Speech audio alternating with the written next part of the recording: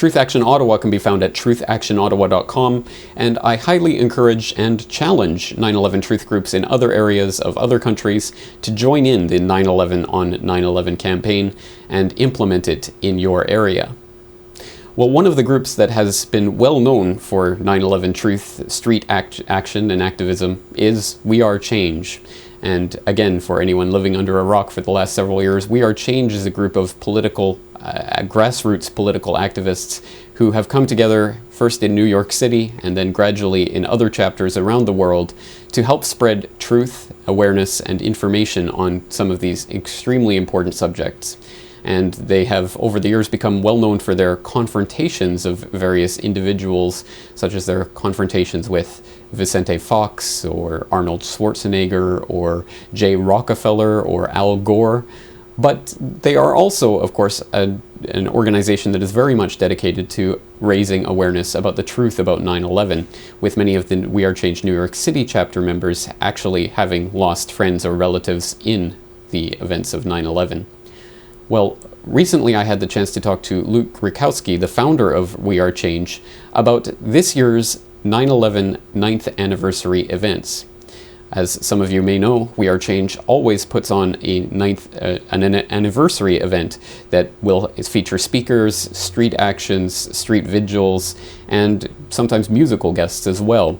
And this year's lineup also promises to be extremely interesting, with speakers like Richard Gage and Paul Craig Roberts and Cynthia McKinney and Annie Michon and Jason Burmis and many, many, many others. Some well known in the 9/11 Truth communities, others that have, as far as I'm aware, not spoken at 9/11 Truth events before, so it should be an extremely interesting lineup. And that's why I was interested to have Luke Rudkowski on to talk about this year's anniversary events, which are going under the name Our Lives Post 9/11. And of course, more information can be found at wearechange.org. But right now, let's listen to a short extract from my interview with Luke Rudkowski of We Are Change. All right, well, it is great to have you here, and it's especially great to have you here at this time of year, because I'm sure most of my listeners know that every year We Are Change puts on just an incredible series of events to commemorate the anniversary of the 9/11 attacks, and to try to help raise and spread awareness of 9/11 truth, which really is one of the fundamental goals of so many different organizations, including We Are Change. So tell us what's going on in New York City for the 9th anniversary of 9/11 coming up next weekend. This year, just like every year, We Are Change and patriots and great American citizens flock to New York City from all around the world to pretty much take back New York City, to take back our government, our system of life, our way of life. And every year we raise money for sick and dying 9/11 first responders. We do street actions every single day. We do events every single day. And a lot of people who attend our events say it's a life-changing event, and it really is. This year we're pulling out all the stops to have a huge anniversary in order to make the 10th year anniversary even bigger. We're planning for the 10th year, but we're building this 9th year up as big as we can, and that's why we have amazing speakers from all around the world coming to New York City, and this is an event for the history books, really. Well, that's right. There is quite a lineup, so tell people about some of the people who are going to be attending.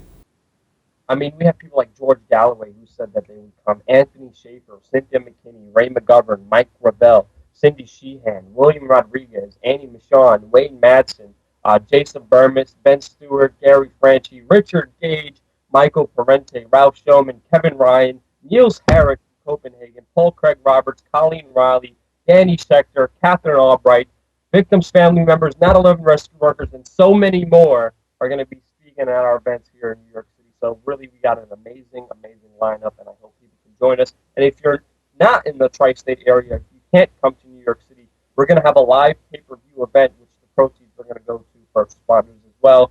And you can watch everything for about $10. 4 days of events, 4 days of street actions. You can watch everything on pay-per-view on the internet on wearechange.org. Information on this year's lineup of events for the 9/11 anniversary weekend can be found at wearechange.org. Now, as you may have heard us discussing in that clip, all of the proceeds for this year's events, and indeed all of the anniversary events put on by We Are Change, go to the 9/11 first responders who are now sick and dying and, in some cases, dead because of the lies, the admitted and proven lies of the EPA and the White House about the quality of the air at Ground Zero. Tragically, these heroes of 9/11 have been neglected by the very government that has consigned them to such horrible, lingering deaths, and their stories are still largely unsung in the mainstream media, so many people still don't know about the plight of the 9/11 first responders.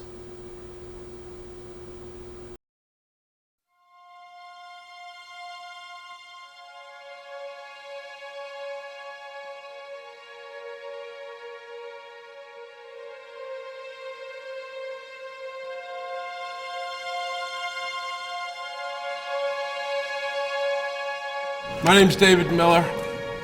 On September 11th, 2001, along with hundreds of my fellow troops, I went to Ground Zero. No one asked us, no orders were given. We went because our city, our country, our neighbors were under attack. And we knew what to do, or at least we thought we did.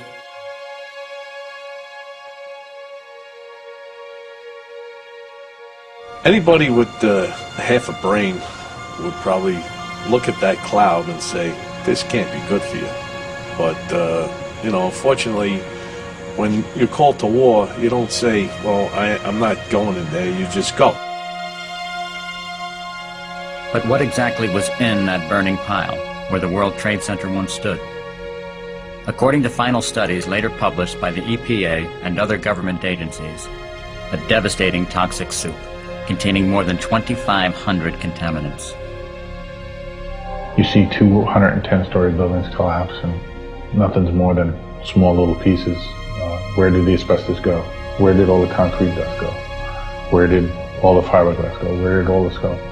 And anybody could see that it went into the air. You couldn't stop. You'd cough for like 5 minutes straight. You just couldn't stop coughing. You'd try to fight it back, and it would just come. And this is the EpiPen that I carry. If I have an asthma attack and I'm not by medication, I have to jab it into my thigh so I can get some relief.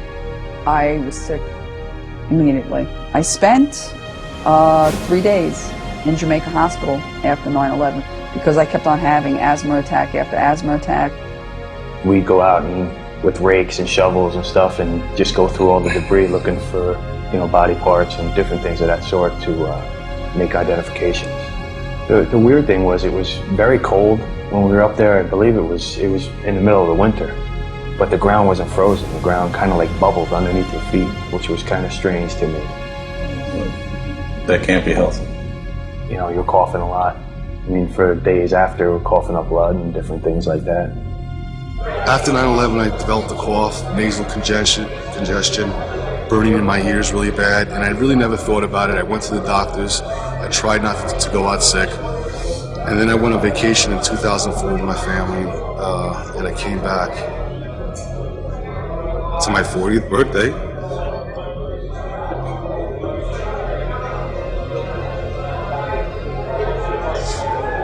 They told me I had a mass in my chest. And I'm not crying for myself. I cry for my family because I'm worried about them being without me. We were all here 7 years ago, and the government turned their back on us. Please help us now. The federal government has still not assisted me and the thousands of other rescue workers.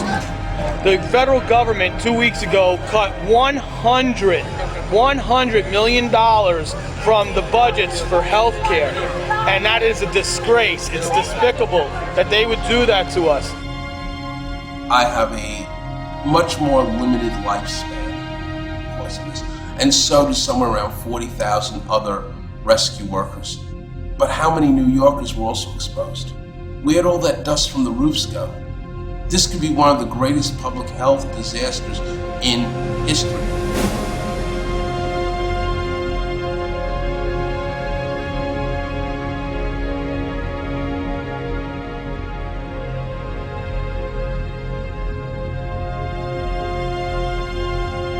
Christy Todd Whitman testified in front of Congress that the air was safe. Is that why when I had a lung test 2 weeks ago, they found black fluid in my left lung? Is that why my right lung is full of blood right now? Is that why I take 18 medications because the air was safe? That's my roomie. That's his medication, 26 pills a day. He's an NYPD. I call him Skittles as a nickname, you know. Certainly, 9/11 Truth is a natural ally of the 9/11 first responders. Regardless of how the attacks were perpetrated, or by whom, or for what purpose, everyone can agree that the 9/11 first responders represent the heroes of that day, people who were willing to risk their lives for their fellow brothers and sisters who died on that day. And many of the people who managed to live and escape from the World Trade Center and other areas are because of the valiant and tireless efforts of these first responders on that day, and in the weeks that followed, the grim task of discovering and removing the bodies from the scene. So obviously, the 9/11 first responders deserve much, much greater respect than they are being given by a government that has been perfectly content to sweep their stories under a rug in the interest of maintaining their bottom line in these economic times. They don't want to pay the money for the 9/11 first responders' bills. And here we stand 9 years later with failed legislation coming up and being voted down time and again to actually get health care for these 9/11 first responders. It is a lamentable state of affairs, and it's one that the 9/11 Truth movement has within its power to alter. People can actually make a difference with this topic simply by helping the 9/11 first responders who are currently sick and dying. It is not rocket science, it's very simple. And in that regard, it's important that we understand the groups that are out there attempting to A, raise awareness, and B, actually help those dying first responders. One of those groups, and one that has made a great impact, is the Feel Good Foundation, started by John Feel, one of the first responders himself. And it involves getting medical aid and attention, and also raising awareness for the first responders. And it was my great honor to speak recently with Anthony Flammia, the Community Outreach Director for the Feel Good Foundation, and someone who is dedicating his life to helping the first responders. So let's listen to an excerpt from that conversation where I talked to Anthony Flammia of the Feel Good Foundation about how people can help the first responders.